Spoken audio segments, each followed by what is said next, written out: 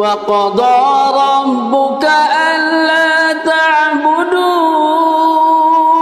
إلا إياه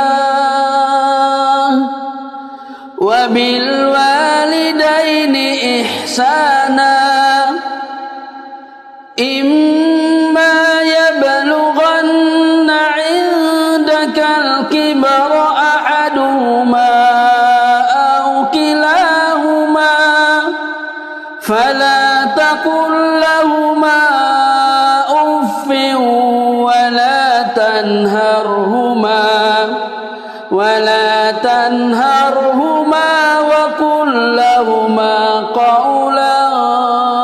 كريما واخفض لهما جناح الذل من الرحمة